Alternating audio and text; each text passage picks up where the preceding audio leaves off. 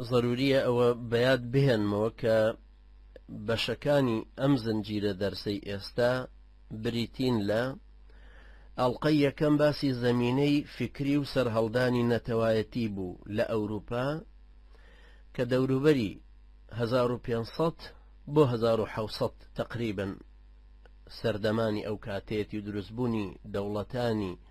نەتەوایەتی لە دوای داڕمانی ئیمپراتۆریەتی کاثۆلیکی.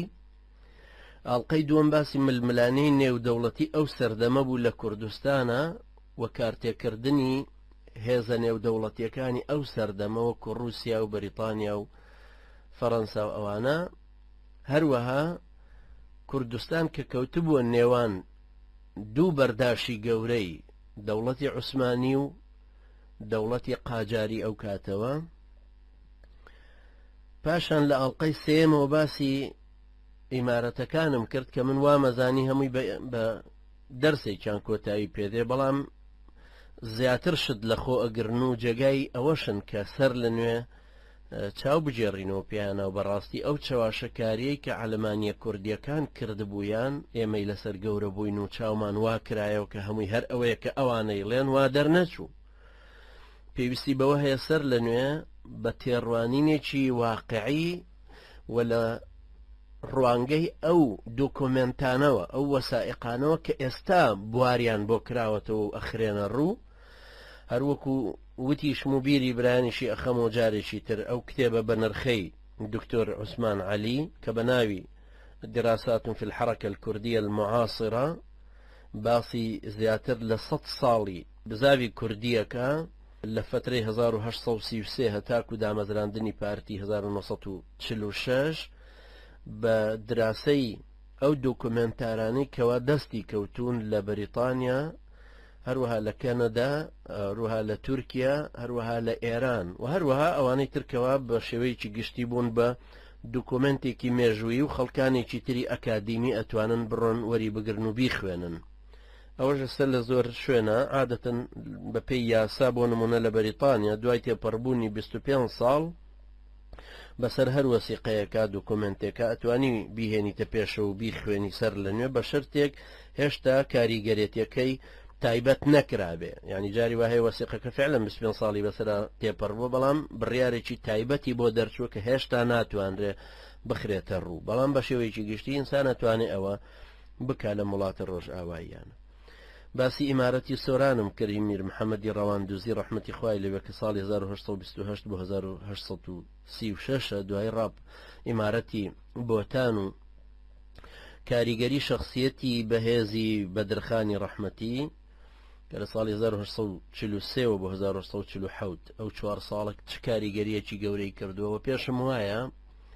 ئەوەندەی کە بزانم لەم 200 ساڵی دواییە هیچ ئیمارەتێکی کوردی، هیچ کیانێکی کوردی و قەوارەیەکی کوردی نەگەیشتوەتە ئەو ڕادەی ئەو چ لە ڕووی جوگرافیایی کە لە سنووری مووسڵەوە هەتا ورمێ لە ڕانیەوە هەتاکو وان و ئەرزڕۆم و ئەدەنە و دیاربەکر و ئەمانەی هەموو لە ژێر ڕکێفی خۆیان بوو لەو سەردەمەش. تەمانە ئەمە کە باسەکەین باسی ساڵی 1840ەکەین و هەروەها لە جۆریشیەوە لە شخصیەتی ئەمیریشەوە و لە جۆری یاسا و ڕێسایەوە ئیدارە بردننی بەڕێوە هی ئەو هەموو کووردە قەبەلیە لەو وڵاتە شاخاویە بێ کۆنتاکتە بێ پەیوەندی بەستنە لەگەڵ یەکتر یان ناڕەحەتی پەیوەندی بەستن لەو سەردەمەیە لەگەڵ هەبوونی ئەو هێزە گەورانەی کە هەمویان تەماعیان لە ڕمانی دەوڵەتی عوسمانی هەبوو وەکو درڕندەی دارستان خۆیان حاضر کردبوو کەی ئەم شێرە بە یەکجاری ئەکەوەیە کەی ئەم نێچیرە ئەکەوێ و ئەوانی تریش دەتوانن بەشی خۆیان و پشکی خۆیانی لێ بچڕن. هەروەها ئەمڕۆژ باسی ڕاپەڕینی شێخ عوبەیدوڵڵای نێهری ڕەحمەتی خوای لەبێ کە ساڵی 1880 بۆ 1883 ڕەنگە دەرسێکی تریش باز لە کارتێکردنی سوارچاکانی حەمیدیە بکەمەوە. ئەمە لێرە قۆناغێکی تر کۆتایی دێنم بەم زنجیرەیە. من ئەمەوێ باسەکان بکەم بە 3 قۆناغەوە. قۆناغێکیان قۆناغی ئەم کەڵە پیاوە مێژوویانەی کوردن کە لەو فترەیە 18 ئیمارەتیان دروست کردووە. پاشان لە سەردەمی دوای 1970ەکانەوە بە تایبەتی 1901 ئەنجا 1970 کە ئینقلابی اتحاد و تەرەقی بوو چەند شۆڕشێکی تریش قۆناغی دووەمی ئەوانەیە کە باسییانەکەمەوە شۆڕشەکانی مەلا سەلیمی خێزانی ساڵی 1913 یان شێخ عەبدولسەلامی بارزانی 1914 یا بزابوو کاریگەری شێخ سەعیدی کوڕی کاک ئەحمەدی شێخ ڕەحمەتی خوا لە هەمویان یان شێخ مەحموود خۆی لە ساڵی 1990 بە دواوە تا شێخ سەعیدی پیرانی ڕەحمەتی 1925 بۆ نمونە. دوای ئەو دێتە سەر قۆناغی سێهەم بزاوی ئازادی خوازی کوردیە بە ڕێگایەکی مۆدارنیزمی عەلەمانی سکولەرستی یعنی کە حیزبایەتی تایە. سەردەمانێکی تا پێش دروستبوونی پارتی تا 1946 سەردەمانی کەوتن و هەستانەوە و پێکەوەنان و پێکهاتنی حیزب و هەڵوەشانەوەی و ئەوانە بەردەوام هەن. گروپی وا هەیە 3 ساڵی دەوام کرد و گروپی وا هەیە زیاتر کەمتر هەروەکو چۆن ئێمەش لە ڕۆشنبیری ئیسلامیەکەی خۆمانە وەکو بزاوێکی سیاسی ئیسلامی لە وڵاتان و لە شوێنانی جیاوازە هەمانە جاری وایە فقط کۆمەڵێکی ئیسلامی ڕۆشنفکریە، جاری وایە پەروەردەیە، جاری وایە دەرسی تەجوید و سیرەیە، بەڵام وردە تەجاوزی کردو و گەورەتر بۆ تاکو بووە بە دروستبوونی حیزبێکی ئیسلامی بۆ نمونە هەتاکو زمانی ئیمام بەنا ڕەحمەتی خوای لێوە لە ساڵی 1928 تا کە ئیخوان المسلمینی لە میسر دروست کردووە. ئەمەش بە هەمان شێوەیە. بزاوی عەلەمانیەکانی حیزبیەکەش ئێستا عەلە الئەقەل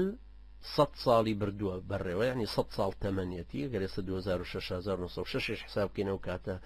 حیزبی عەلەمانی کوردی دروست بوو. هەروەها گرنگی ئەمەش دیسان لەوە مهمە کە دیسان ئەوە دێنمەوە یاد کە لە ساڵی 1970 بۆ مەسافەی 70 ساڵ سوڵتانە عوسمانیەکان کە زۆر کەوتبوو نەژێر کاریگەری ڕۆژئاواوە و کاریگەری نەفسی هەروەها بەزینێکی شارستانی جگە لەوەی کە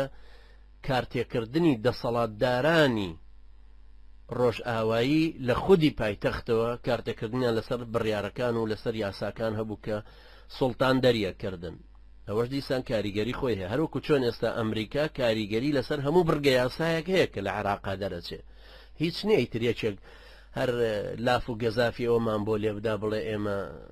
سەروەریمان پارێزراوە و عێراق وڵاتێکی ئازادە و سربەستە و یاسا بەدەست خۆمانەوە، چونکە هەر نابینە ئەم درۆ دەلەسانەیەکی وەکو دکتۆر محمود عوسمان دێتە دەرێ لە تەسریحەکە هەمووی فشەکاتەوە، چونکە وەکو کوردێکی سەر بەخۆ وەکو ئینسانێکیش کە لە بەریتانیا ژیا و وەکو سیاسەتمەدارێکی کۆنی کوردیش کرد ساڵەهای ساڵە لەم ئالمە و سالمەی سیاسەتەیە هەیە، جاری وهەیەویش نایە بڵێن ئەو خەڵکە هەر ئاوا بەو شێوە زەقە چەواشەکرێ، حەزەکە ڕاستیەکان بخرێتەوە بەردەستی خەڵکی بۆی تر ئەو مەسئولیەتەش نەکەوێتە سەرشانی یەکێکی وەک ئەو بۆ نمونە. لە فترەی ئەو 70 ساڵەیە بە تایبەتی کە لە زمانی سوڵتان مەحموودە دەست پێەکە ئەم سوڵتانانە احتیمامێکی زۆریاندا احتیمامێکی زۆر بەوەی کە مرکزیەتێکی صارم یعنی بنبڕ دروست بکرێ بۆ دەوڵەتی عوسمانی، چۆن لە وڵاتانەی ئەوروپا دوای ئەوەی لە کاتۆلیەکە ترازان دەوڵەتیان دروست کردووە، ئەمە فەڕەنسایە، ئەمە بەریتانیایە، ئەمە ئەڵمانیا، هەر یەکێک لەمانە دەوڵەتێکی مرکزین، خۆیان پێناسەی خۆیانەکەن وەکو دەوڵەتێکی قەومی، بەڵام ئەم سوڵتان مەحموود و ئەوانەی دەوروبەریان هێشتا نەگەیشت بوون ئەوەی کە بتوانن دەوڵەتی عوسمانی بە ناوی دەوڵەتێکی تورکیەوە تەڕەحکەن، بۆیە بە ناوی شتێکی ترەوە لە مەدای 100 ساڵ تەڕەحکرا کە ناوی نیشتیمانی گەرێتی عوسمانیە، وەکو چۆن لە هندستانە پێش جیابوونەوەی پاکستان لە 1947 قەومیەتێکیان تەڕەح کرد بە ناوی قەومیەتی ئیسلامی. طبعا خۆ شتێکی وانە ینی قەومیەتی ئیسلامی، چکە خەڵک گەر هەموو کۆمەڵە مسلمانێکن لەسەر ئەساسی دینەکەیەکیان گرتو ئومەتی مسلمان پێک دێنن، ئەوەش لەو کاتە ئاوا بوو. لە فترەی سوڵتان عەبدولحەمید و ئەوانەی دوای ئەویش تا 1879 ئەوانە هەر بەم شێوەیە بوون، هەوڵدانێکی صارم. بۆیە لەم فترەیە کە ئەم ئیمارەتە کوردیانەی ئێمەش هەموو یەک و دوو بە موامەراتێکی زۆر لە ناوە چن، اختلافاتێکی زۆری کوردی، لاوازی بیرروهۆشی ئەو فترەیە و قۆناغی ئەو کوردیە يعني قۆناغی تەمەنی میلەتی کورد لەو کاتەیە و کەمی ئەو ڕۆشن فکریە و کەمی تێکەڵاو بوون بە خەڵکی تر، هەروەها ئەو پیلانانەی کە کوردیانە خستە ژێر دووتاتی قاجاری و عوسمانی، هەروەها ئەو دەستێوەردانەی کە بە مباشر ڕاستە و خۆ وەکو رووسیا لە باکووری کوردستانی کرد، یان کارتێکردنی فەڕەنسا، یان تەنانەت نەمسا کە یارمەتی دەری قاجاریەکان بوو لە هێرش بۆ سەر ورمێ و تەبرێز بۆ کەمکردنەوەی نفوزی کوردی بۆ نمونە هەر لەو سەردەمانە، ئەوانە طبعاً هەمووشیان دیسان کاریگەری خۆیان هەیە. ئەو فترانە مهمە بۆ ئەوی بزانین ئەوەی کە فەوتاوە لەو کاتانەیە و ئەو ئیمارەتانش کە دروست بوون و ئەفەوتێنران سیاسەتێکی گشتی 70 ساڵەی ئەو سوڵتانانە بوو کە لە دوای ساڵی 1970 بە 1970 بەدواوە هاتن، چونکە هەر ئیمارەتی کوردی نەفەوتاون، ئیمارەتیەکانی ئەلبانیایە، ئیمارەتی ئەناضۆلە، ئیمارەتی مەمالیکەکانە کە لە عێراق هەبوون، لە میسر هەبوو، لە سووریا هەبوو، ئیمارەی جەلیلیە لە مووسڵ هەبوو، ئیمارەی منتەفق لە جنوبی عێراق هەبوو. ئەمانە هەمووی ئیمارات بوون، نەروەکو ئیمارەتە کوردیەکان، بەڵام بەدەسەڵاتی سوڵتان مەحموود و ئەوانەی تر کە بەدوایە هاتن بە شێوازێکی سەربازیانە هێرشیانە کرایە سەر و هەروەها دەستێوەردانێکی زۆر و فیتنە و کێشە دروستکردن لە ناوە بۆیان بۆ تەزعیفکردنیان بۆی بتوان بیان خەنۆژێر ڕکێفی دەوڵەتێکی مرکزی کە سوڵتان مەحموود و ئەوانەی دوای ئەو ئەیان برد بەڕێوە. ئەمانە مهمە کە لی تێبگەین دیسان. بەنسبەتی باسکردنی ڕووداوەکانی شێخ عوبەیدوڵای ڕەحمەتی ئەبێ جارە ئەوە بزانین کە شوێنی شێخ عوبەیدوڵا کوردستانە ئەو کاتەش و بەشێکیش لە ئێستای طبعاً ئێستا چونکە ڕۆژهەڵاتی ناوەڕاست فەڵەستین زیاتر، هەروە میسر و سعودیە و عێراق زیاتر بوون بە بؤرەتە سڕاع، واتە شوێنی چەقی ململانەکە. ئەو کاتە کوردستانی ژێکێ بوو لەو چەقی ململانەیە، چونکە وەکو جوگرافی کەوتو بۆ نێوانی قاجاری عوسمانی دەسەڵاتداران و هێرشەکانی رووسیا لە باکوورەوە بۆ یارمەتیدانی ئەرمەن و دروستکردنی دەوڵەتێکی ئەرمەنی لە باکووری کوردستان کە ئەو کاتە ئەوان 18.8 لە سەتی دانیشتوانەکەیان پێک دێنا باقێکی دری کورد بوون، ئانویست ئەوە لەو کاتەیە ئەوان ئەو دەوڵەتە مەسیحەتە لەوێ دروست بکەن و لەسەر حسابی کوردی شەروەکو وشارەتم پێداوەکو فەڵەستینی ساڵی 1970 وەرعی بەلفۆڕ و ئەوەی کە ئێستاش دروست بووە بەو شێوەیە.